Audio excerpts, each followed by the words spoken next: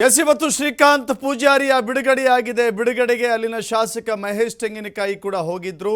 ಶ್ರೀಕಾಂತ್ ಪೂಜಾರಿಗೆ ಮಾಲೆ ಹಾಕಿ ಕೇಸರಿ ಟವಲ್ ಹಾಕಿ ಅದರ ಜೊತೆಗೆ ಅವ್ರನ್ನ ಅದ್ದೂರಿಯಾಗಿ ಸ್ವಾಗತ ಮಾಡಿಕೊಂಡಿದ್ದಾರೆ. ಹಾಗಾದ್ರೆ ಮಹೇಶ್ ತೆಂಗಿನಕಾಯಿ ಈ ಸಂದರ್ಭದಲ್ಲಿ ಏನು ಹೇಳಿದ್ದಾರೆ ನಮ್ಮ ಪ್ರತಿನಿಧಿ ಯಲ್ಲಪ್ಪ ಮಾತನಾಡಿಸಿದ್ದಾರೆ, ನೋಡೋಣ. ಭೂಮಿ ಹೋರಾಟಗಾರ ಶ್ರೀಕಾಂತ್ ಪೂಜಾರಿ ಈಗಾಗಲೇ ಅಂತಂದರೆ ರಿಲೀಸ್ ಆಗಿದ್ದಾರೆ. ಅವ್ರನ್ನ ಸ್ವಾಗತಿಸಲು ಸನ್ಮಾನಿಸಲು ಹುಬ್ಬಳ್ಳಿ ಧಾರವಾಡ ಸೆಂಟ್ರಲ್ ಕ್ಷೇತ್ರದ ಶಾಸಕ ಮಹೇಶ್ ತೆಂಗಿನಕಾಯಿ ಅವರು ಬಂದಿದ್ದಾರೆ. ಅವ್ರನ್ನ ಮಾತಾಡ್ತೀನಿ. ಸರ್, ಇವತ್ತು ರಾಮ ಜನ್ಮಭೂಮಿ ಹೋರಾಟಗಾರ ಶ್ರೀಕಾಂತ್ ಪೂಜಾರಿ ಅವರಿಗೆ ಬಿಡುಗಡೆ ಆಗಿದೆ, ಏನು ಹೇಳ್ತೀವಿ ಸರ್? ನೋಡಿ, ಇವತ್ತು ನ್ಯಾಯಕ್ಕೆ ಸಿಕ್ಕಿರ್ತಕ್ಕಂಥ ಜಯ ಸತ್ಯಕ್ಕೆ ಜಯ ಆಗಿದೆ. ಇವತ್ತು ಸರ್ಕಾರ ಏನೇ ಷಡ್ಯಂತ್ರ ಮಾಡಿದರೂ ಕೂಡ ಇವತ್ತು ಅದರಲ್ಲಿ ಅವರು ವಿಫಲತೆಯನ್ನು ಹೊಂದಿದ್ದಾರೆ. ನ್ಯಾಯಾಂಗದಲ್ಲಿ ಇದ್ದಂಥ ಸಂದರ್ಭದಲ್ಲಿ ಕೂಡ ನಾವು ಮೊನ್ನೆ ಹೋರಾಟ ಮಾಡಿದಾಗ ಹೇಳಿದ್ವಿ, ಯಾವುದೇ ಕಾರಣಕ್ಕಾದರೂ ಅವ್ರು ಬಿಡಿಸ್ಕೊಂಡ್ಬರ್ತೇವೆ ಅಂತ ಹೇಳಿದ್ವಿ.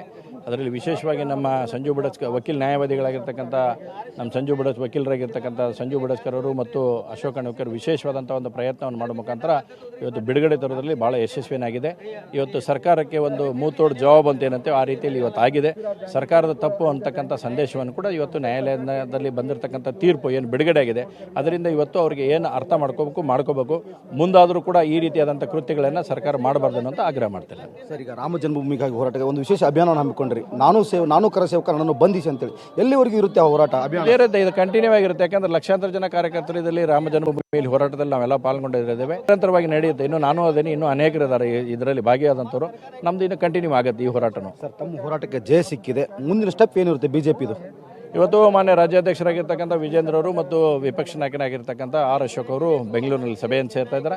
ಆ ಸಭೆ ಸೇರಿದ ಮೇಲೆ ಅಲ್ಲಿ ಏನು ನಿರ್ಣಯ ಆಗುತ್ತೆ, ಆ ನಿರ್ಣಯದ ಅನುಗುಣವಾಗಿ ಮುಂದಿನ ಹೋರಾಟದ ರೂಪುರೇಷೆಗಳನ್ನು ಸಿದ್ಧ ಆಗುತ್ತೆ. ಸರ್, ಶ್ರೀಕಾಂತ್ ಪೂಜಾರಿಗೆ ಇದು ಬಿಡುಗಡೆ ಆಗಿದೆ. ಆತನ ಬೆನ್ನಿಗೆ ಇವತ್ತು ರಾಜ್ಯದ ದೇಶದ ಜನ ನಿಂತಿದ್ರು. ಇವತ್ತು ಒಂದು ಕಡೆ ಬಿಡುಗಡೆ ಆಗಿದೆ. ಸಂತೋಷವನ್ನು ಹೇಗೆ ಹಂಚ್ಕೋತೀರಿ? ನೋಡಿ, ನಿಜವಾಗ್ಲೂ ಕೂಡ ಇವತ್ತು ಇಡೀ ಹಿಂದೂ ಸಮಾಜ ಬಾಂಧವರು ಒಂದು ವಿಜೃಂಭಣೆಯನ್ನು ಮಾಡ್ತಕ್ಕಂಥ ದಿವಸ.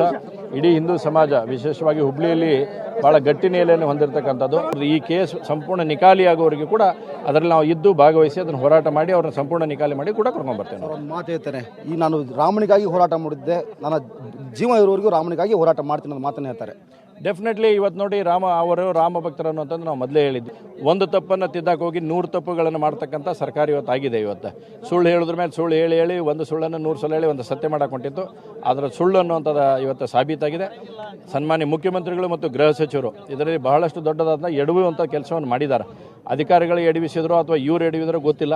ಆದರೆ ಇವತ್ತು ಸಂದರ್ಭ ಬಂದರೆ ಮುಖ್ಯಮಂತ್ರಿಗಳು ಮತ್ತು ಗೃಹ ಸಚಿವರು ಇವತ್ತು ರಾಜ್ಯದ ಜನರ ಕ್ಷಮೆಯನ್ನು ಯಾಚನೆ ಮಾಡಬೇಕನ್ನೋಂಥ ಆಗ್ರಹವನ್ನು ಮಾಡ್ತೇವೆ. Okay, thank you sir. ನಮ್ಮ ಹೋರಾಟಕ್ಕೆ ಮತ್ತು ಸತ್ಯಕ್ಕೆ ಜಯ ಸಿಕ್ಕಿದೆ ಅನ್ನೋದು ಶಾಸಕ ಮಹೇಶ್ ತೆಂಗಿನಕಾಯಿ ಮಾತು. ಕ್ಯಾಮ್ರಾ ಪರ್ಸನ್ ಜೊತೆ ಯಲ್ಲಪ್ಪ ಸೊಲರ್ಗುಪ್ಪ, TV5 ಹುಬ್ಬಳ್ಳಿ.